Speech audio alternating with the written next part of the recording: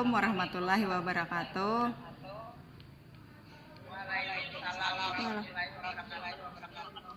Terima kasih Bapak Ibu Spendaka Bisa sekalian yang telah bersedia berhadir dalam kegiatan berbagi hari ini dari Ulun sebagai calon guru penggerak angkatan 3 dari Kabupaten HSS.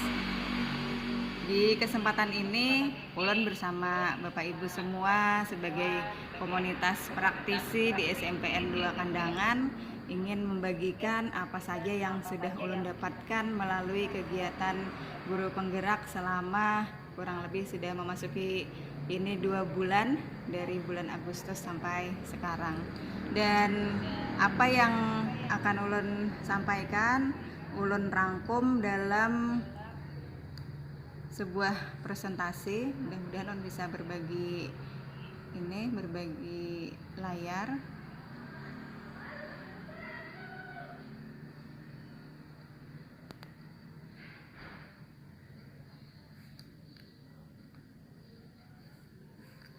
Ya, bisa terlihat Bapak Ibu. Presentasi Ulun kali ini Ulun beri judul Nilai dan Peran Guru dalam Mewujudkan Budaya Positif sebagai Wadah Pembentukan Murid dengan Profil Pelajar Pancasila.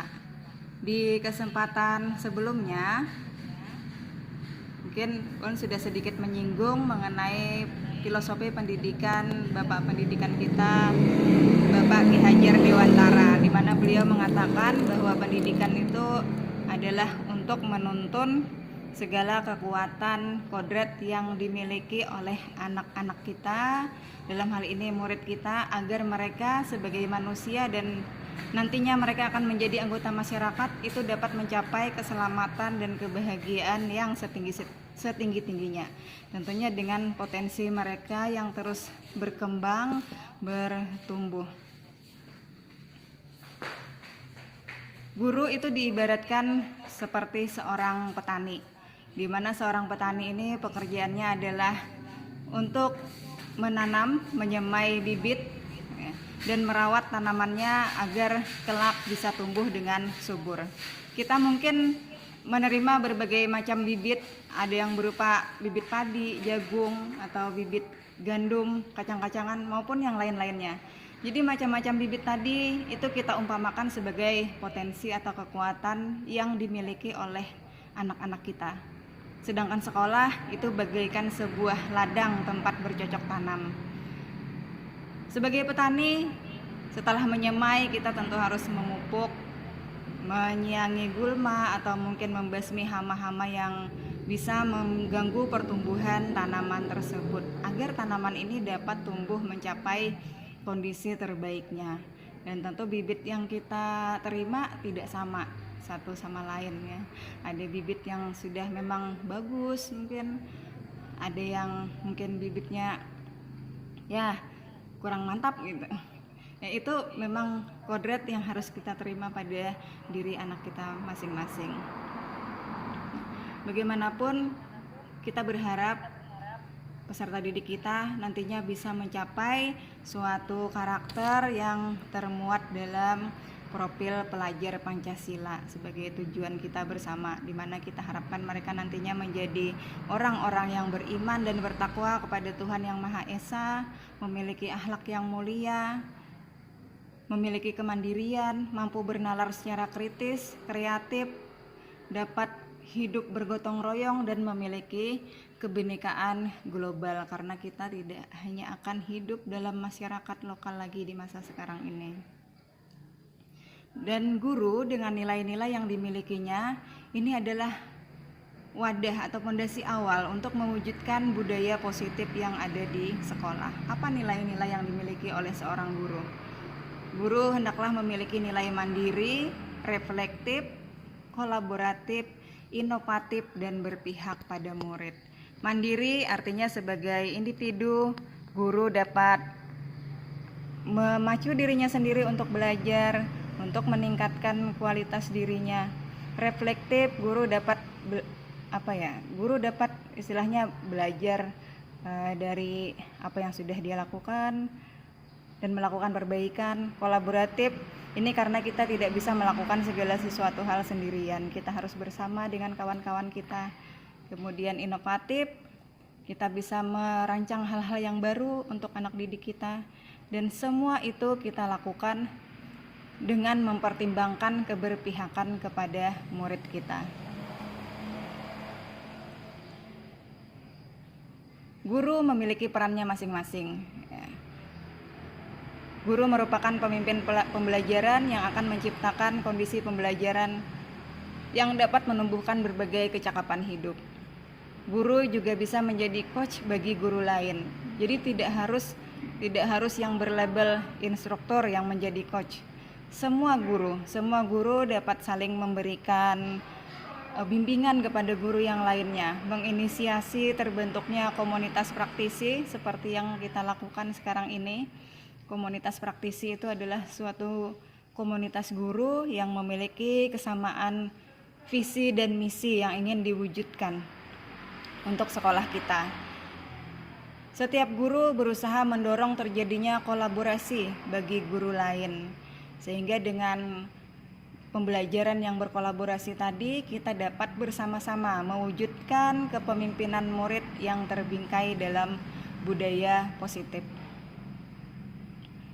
Budaya positif ini terkait erat dengan disiplin positif. Kenapa dikatakan disiplin?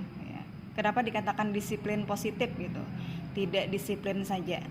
Jadi disiplin ini biasanya lekat dengan aturan ya. Sedangkan disiplin positif di sini ini lebih luas lagi daripada aturan-aturan yang mengikat anak. Disiplin positif itu merupakan sebuah pendekatan untuk mendidik anak dalam melakukan kontrol diri dan membentuk kepercayaan dirinya. Jadi disiplin yang dimaksud di sini berbeda sama sekali dengan hukuman. Meskipun kita sering menerapkan disiplin itu dengan menggunakan teknik hukuman ya. Makanya diberi embel-embel disiplin positif.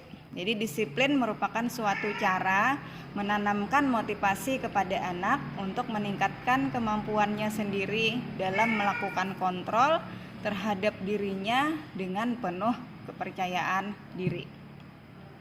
Lanjutkan. Nah, ini terkait dengan 3 motivasi manusia dalam bertindak. 3 motivasi ini, 2 diantaranya adalah motivasi yang berasal dari luar, dan yang satu itu motivasi yang berasal dari dalam diri. Asa panat tapi ya. Anak kayak ini dulu. Motivasi yang pertama, seseorang bisa bertindak itu karena ingin menghindari ketidaknyamanan atau hukuman.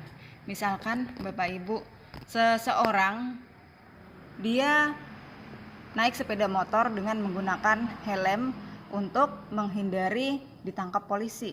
Itu artinya dia melakukan tindakan memakai helm tadi dengan motivasi untuk menghindari ketidaknyamanan. Motivasi yang kedua adalah untuk mendapatkan imbalan atau penghargaan dari orang lain. Seumpamanya anak kita membantu kita di rumah dengan motivasi nanti kalau membantu akan dapat upah misalnya. Nah, ini artinya dia melakukan itu dengan harapan akan mendapatkan imbalan atau ingin mendapatkan pujian dari guru misalnya. Itu motivasinya berarti dia ingin mendapat penghargaan dari orang lain. Sedangkan motivasi yang ketiga adalah dia melakukan suatu perbuatan dengan harapan ingin menjadi orang yang dirinya inginkan dan menghargai dirinya sendiri dengan nilai-nilai yang dia percayai. Umpamanya, seseorang pada masa pandemi ini memakai masker dengan pemikiran bahwa kalau memakai masker dia akan terjaga dari virus, menghindari virus. Nah, itu artinya dia punya kesadaran bahwa memakai masker ini adalah untuk keselamatan dirinya. Kalau orang yang memiliki motivasi hanya untuk menghindari ketidaknyamanan, mungkin dia motivasi memakai maskernya karena takut ditangkap Satpol PP. Apa bedanya ketiga motivasi ini? Motivasi yang pertama dan kedua ini dipengaruhi oleh hal-hal yang berada dari luar. Harus dikontrol. Ketika kontrol tidak ada lagi, maka perbuatan itu mungkin tidak akan dia lakukan lagi. Seperti yang memakai helm tadi, ketika tidak ketemu polisi atau tidak ada polisi, ya dia tidak pakai helm. Akan berbeda dengan orang yang melakukan sesuatu itu karena motivasinya adalah untuk menjadi orang yang diinginkan dirinya, untuk keselamatan, untuk kesehatan. Ada atau tidak ada polisi, dia akan tetap pakai helm. Nah, itu perbedaan dari motivasi yang dimiliki oleh seseorang dalam bertindak. Nah, sehingga di sini kenapa kita menggunakan tadi bukan aturan ya, bukan peraturan kelas, tapi dikatakan keyakinan kelas. Karena kalau aturan itu lebih sering, kalau tidak ada yang mengawasi aturan ini, mereka akan mereka akan cenderung lalai gitu. Pengalaman kita saja dengan melihat siswa kita, kalau mereka memakai seragam dengan tujuan hanya mentaati peraturan, maka seragamnya kadang dikeluarkan tidak rapi gitu. Bila ada guru baru memakai seragam dengan rapi, itu karena motivasinya karena tadi hanya aturan saja yang ditaati, tidak menjadi keyakinan bahwa memakai seragam itu merupakan ciri siswa yang baik gitu, merupakan hal yang harus diterapkan tidak hanya di sekolah tapi juga dimanapun dia memakai seragam. Oleh karena itu, dalam materi budaya positif ini kita mencoba berpindah dari peraturan menuju kepada keyakinan kelas. Keyakinan kelas, mungkin ulun ringkaskan di sini, itu merupakan nilai-nilai kebajikan dan visi sebuah sekolah yang perlu ada untuk menentukan arah tujuan dari sebuah institusi sekolah. Sekolah kita sudah memiliki visi, yaitu religius, berprestasi, dan peduli lingkungan. Ini nilai-nilai kebajikan yang akan kita tanamkan kepada murid sebagai sebuah keyakinan. Nah, penyatuan pemikiran untuk mendapatkan nilai-nilai kebajikan tersebut itu kemudian diturunkan ke kelas-kelas menjadi keyakinan kelas yang disepakati bersama. Misalkan kita memiliki visi cinta lingkungan. Di kelas kita turunkan dalam keyakinan kelas bahwa kelas selalu bersih. Kalau aturan mungkin kita akan mengatakan dilarang membuang sampah di dalam kelas misalnya, itu aturan. Tetapi kalau keyakinan, kalimatnya akan sedikit berbeda. Jadi keyakinan ini kalimatnya kelas selalu bersih, kemudian meja tertata rapi misalnya. Itu beberapa hal. Mungkin nanti kita bisa diskusi lebih lanjut di luar forum ini mengenai perbedaan antara aturan dengan keyakinan kelas. Nah, di sini mungkin tadi sudah sampaikan sedikit mengapa keyakinan kelas bukan peraturan ya. Karena kalau peraturan tadi itu sifatnya motivasinya mungkin berasal dari luar. Kalau keyakinan ini memotivasi seseorang itu secara intrinsik atau dari dalam. Kalau keyakinan itu berasal dari dalam diri, seseorang akan lebih tergerak dan bersemangat untuk menjalankan keyakinannya daripada hanya sekedar mengikuti serangkaian peraturan-peraturan. Ini pendapat dari seorang ahli yang bernama Gosen. Nah, dalam menjalankan keyakinan kelas mungkin kita perlu memahami juga ada beberapa hal yang mendasari kebutuhan seorang manusia ya, karena ini nanti akan saling terkait ya. Yang pertama, seseorang itu memiliki kebutuhan untuk bertahan hidup. Dalam hal ini dia perlu makan, minum yang cukup. Kemudian yang kedua adalah cinta dan kasih sayang. Cinta dan kasih sayang ini bisa didapatkan dari orang tua, bisa didapatkan dari guru-guru yang ada di sekolah, bisa didapatkan dari temannya. Yang ketiga adalah kebutuhan akan kebebasan. Yang keempat, kebutuhan akan kesenangan. Dan yang kelima adalah kebutuhan akan kekuasaan. Umpamanya ketika kita menemukan seorang anak dalam pembelajaran di kelas, dia kurang memperhatikan saat belajar. Mungkin kita perlu menyelidik ke dalam kebalik alasan dia kurang memperhatikan itu karena apa. Apakah jangan-jangan dia belum makan misalnya. Berarti anak ini belum terbutuhi kebutuhannya dalam bertahan hidup. Atau misalkan ada seorang anak, dia suka apa ya istilahnya, kadang kan ada siswa kita itu yang suka bermanja-manja dengan gurunya, kadang mendatangi ibu guru, ibu gitu. Mungkin dia kurang dalam cinta dan kasih sayang. Ada juga anak yang memiliki kebutuhan yang besar akan kebebasan. Dia ingin menentukan apa yang dia lakukan. Misalnya di dalam kelas disuruh duduk memperhatikan, tapi dia tidak mau. Barangkali itu karena dia tidak suka dengan kegiatan yang hanya duduk diam. Dia ingin aktif misalnya. Dia ingin punya pilihan untuk apa yang dia lakukan. Ada anak yang memiliki kebutuhan yang sangat besar akan kesenangan. Misalkan anak-anak yang suka iseng menjahili temannya, bukan karena apa-apa, ya dia senang aja gitu ketika temannya ini merasa terganggu. Ada juga murid kita itu mungkin yang memiliki kebutuhan besar akan kekuasaan. Dia ingin jadi pemimpin di kelas misalnya. Nah, dengan mengenali kebutuhan dasar mana yang tidak terpenuhi, kita akan lebih dapat memberikan jalan keluar kepada anak didik kita yang lebih sesuai. Kita tidak bisa memberikan pujian kepada anak yang dia perutnya masih lapar gitu. Tidak akan ada gunanya pujian yang kita berikan. Nah, mungkin Bapak Ibu selama ini sebenarnya juga sudah mempraktekkan apa yang kita bicarakan di sini, dan dengan mengetahui teori-teorinya diharapkan ini akan menguatkan apa-apa yang sudah kita lakukan.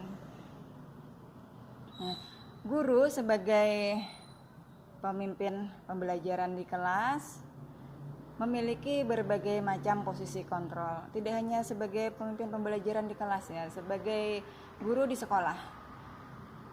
Punya 5 posisi kontrol. Guru bisa menjadi penghukum, guru bisa jadi pembuat merasa bersalah, guru bisa menjadi teman bagi murid, bisa menjadi pemantau, dan bisa juga menjadi manajer. Ulun pribadi pernah memposisikan diri kepada 5 posisi ini, dan ulun bercermin kembali ternyata ada beberapa hal yang salah yang sudah dilakukan sebelumnya. Misalnya dalam posisi sebagai penghukum. Dulu pernah ketika jadi pengawas harian, anak-anak datang terlambat, terus kita teriaki, "Hei, kenapa kamu terlambat? Ayo berbaris di sini."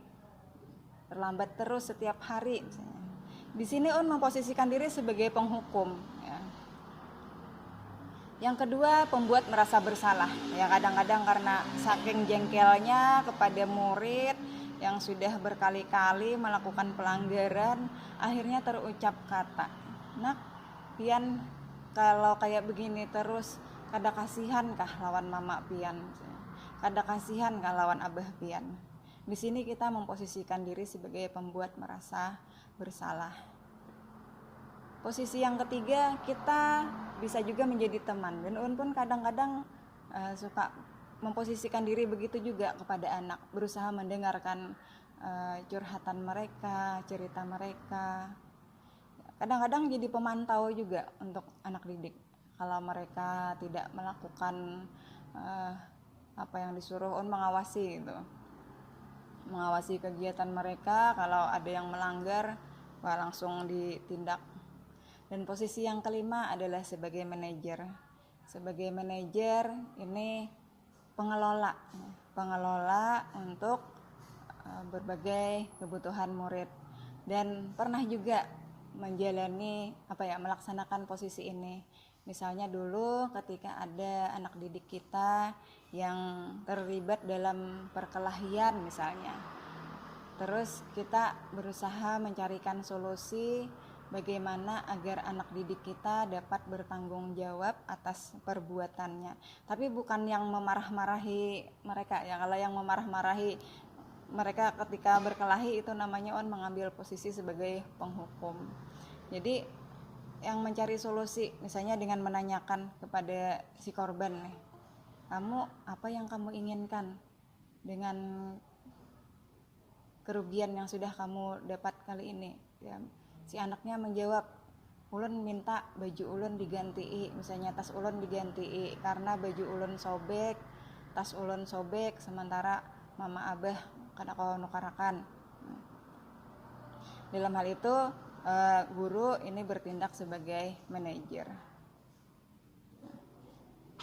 Di antara kelima posisi tadi, di antara kelima posisi kontrol guru, antara penghukum, pembuat merasa bersalah, menjadi teman, menjadi pemantau, dan menjadi manajer, mungkin posisi terbaik yang kita ambil adalah lebih baik kita bertindak sebagai manajer untuk mengarahkan anak didik kita menemukan sendiri solusi dari permasalahan yang dia dapatkan.